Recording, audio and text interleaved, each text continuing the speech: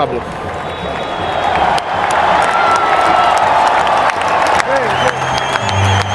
Uma nota pequena.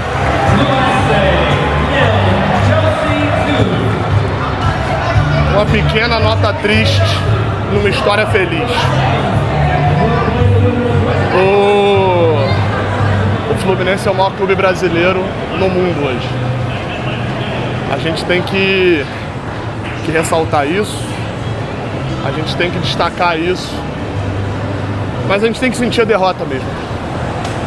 Essa análise: Fluminense 0, Chelsea 2, a gente foi até a semifinal, a gente foi até aonde até a organização atual do futebol e o dinheiro permitem também que você faça faça duas façanhas.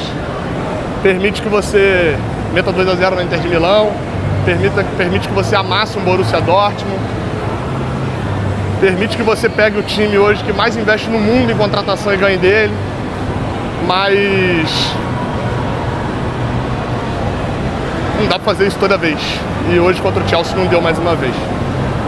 Assim como já não tinha dado pro Palmeiras contra eles, assim como já não tinha dado pro Flamengo contra o Bayern de Munique, e assim como, de certa maneira, o Botafogo nem teve isso, né? A torcida gritanense ali, eu tô descendo porque tem a live. E cara, acho que a sensação é como eu falei na abertura, a primeira frase que me veio à cabeça, logo assim que o goleiro ajeitou a bola para chutar para acabar o jogo. É uma nota triste, uma pequena parte triste, numa história de felicidade, numa história de alegria, numa história de coragem, numa história de um clube gigantesco. Uma história de um clube que... E eu sei que muita gente já relembrou disso e tal, mas... De um clube que há pouquíssimo tempo atrás, mais precisamente no ano passado, ou em 2018, ou em 2019, estava lutando para permanecer na primeira divisão e especificamente 18, com a mudança que haveria ali de cota de televisão e de não existir mais a tal da cláusula paraquedas e etc. Eu falava, cara, se o Júlio César não pega aquele pênalti, o Fluminense hoje provavelmente já teria sido vendido para algum maluco que talvez já tivesse revendido de novo, igual o Vasco, sei lá. E hoje a gente tá na semifinal do Mundial. A gente, sei lá, não fiz as contas aqui, mas talvez seja o terceiro colocado no Mundial, né? Não existe decisão de terceiro colocado. E a gente expôs as cores do Fluminense para o mundo inteiro entender que esse clube não é grande por causa de dinheiro, esse clube não é grande, esse clube é grande porque tem a torcida corajosa, que tem uma história que se confunde com a história do futebol brasileiro. A gente, tô aqui no meio da galera, não sei nem se tem gente fazendo gracinha aqui atrás, sei lá, né? Se tem algum torcedor do Chelsea, alguma coisa, não sei também. Cara, é complicado falar um pouquinho do jogo, porque eu acho que quando eu gravei o vídeo há pouco tempo atrás, né, o vídeo após a gente eliminar a Inter de Milão, eu destaco ali o quanto o Fluminense tinha bons jogadores. O quanto o Fluminense tinha jogadores que pareciam não, que são destaques do Mundial. E desses destaques, e desses que chamam a atenção, e desses disso tudo, 3 não estavam hoje. Eu não sei se a gente se classificaria com o time completo,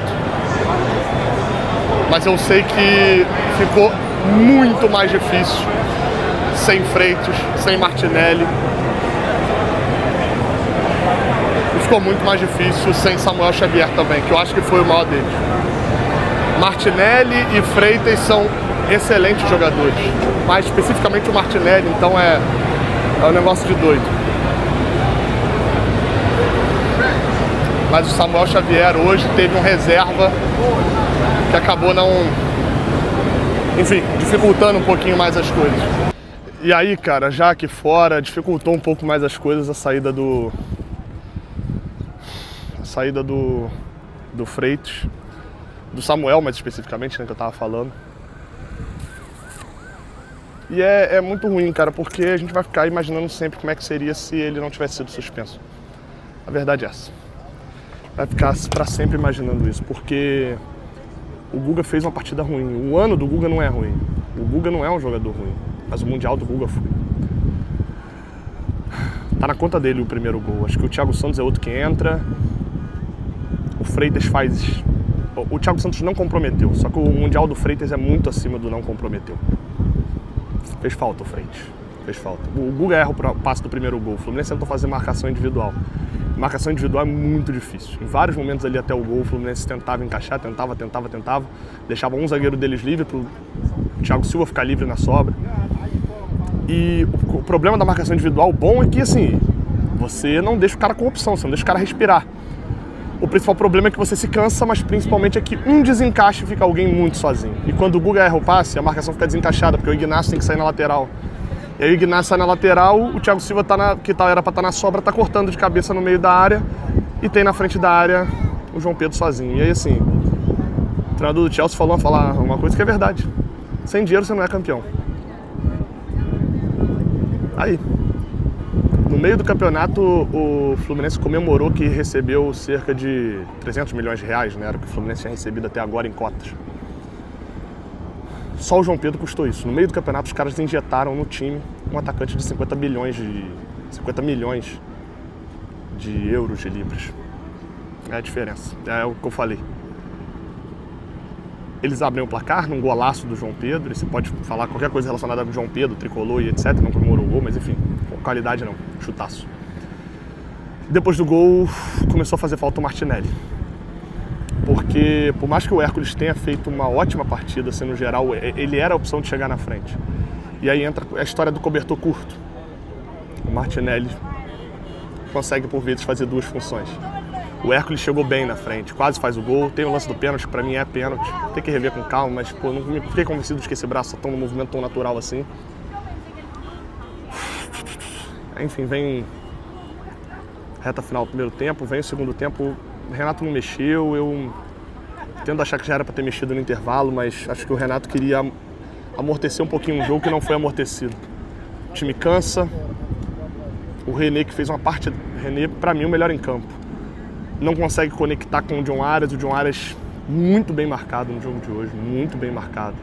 Não conseguiu e aí assim, bastou o Fluminense um jogo com o John Arias muito bem marcado pra gente ver que o sarrafo é muito alto sem o John Arias. O sarrafo é muito alto naturalmente. O sarrafo sem o John Arias é daqueles muito difíceis. Marcaram bem o John Arias, fecharam, anularam, porque o Fluminense só tinha o Germancano no seu John Arias como opção ofensiva e o Hércules, né? Só que o Hércules tinha que fazer dupla função. E aí, assim, eu falei isso no início do campeonato, né? Vocês vão lembrar disso. A galera tá saindo aqui fora. Eu falei no início do campeonato, no jogo contra o Santos, eu falei, a vida te dá várias oportunidades. Em Copa do Mundo, você não tem muita oportunidade de errar. A gente teve contra o Santos e se classificou. O Bernal errou um passe na frente da área, que não pode ser errado. Ele errou, tocou no Guga, o Guga não chega. Vem um contra-ataque, o João Pedro faz outro golaço. E ali deixou o jogo num cenário onde o Fluminense pressionou, teve o chutaço do Lima, passou muito perto, o Renato começou a mexer, aí faltaram as opções no banco, porque se você não tem 3 titulares, faltam 3 reservas no banco, né? Faltam 3 reservas no banco, porque 3 reservas já estavam titulares. Você não tem um Hércules para botar no segundo tempo hoje. Você não tinha, de certa maneira, até um Thiago Santos. O Fluminense começou a empilhar atacantes, era o que o Renato tinha, eu nem vou condenar ele por isso, não. Era o que ele tinha. Enfim, e aí, cara, nos últimos 10 minutos era muito mais por coração do que necessariamente por qualquer coisa. O Chelsea tira um pouco o pé para tentar dominar o jogo, consegue dominar o jogo. Foi uma partidaça do Chelsea, a melhor partida do Chelsea no Mundial, sem dúvida. Os caras conseguiram controlar. A gente competiu, a gente fez história e a gente foi, meu amigo, além do que deu. A verdade é essa. Porque o orçamento da Inter de Milão já é muito maior que o nosso. Então, assim, a gente não faltaram 2 passos para a gente chegar no paraíso. A gente conseguiu dar 2 passos no paraíso. Faltou o quê? Sei lá. Não sei, cara. Eu não consigo te dizer. Faltou bilhões na conta do Fluminense pra gente fazer umas contratações boladas e chegar aqui com um time mais forte. A gente sabe que isso aí é real. Faltou fé, igual o Pedro lá quando começa a andar na água, a gente passou da Inter de Milão. Não faltou fé, gente. Ninguém acreditava mais do que a gente, ninguém merecia mais do que a gente.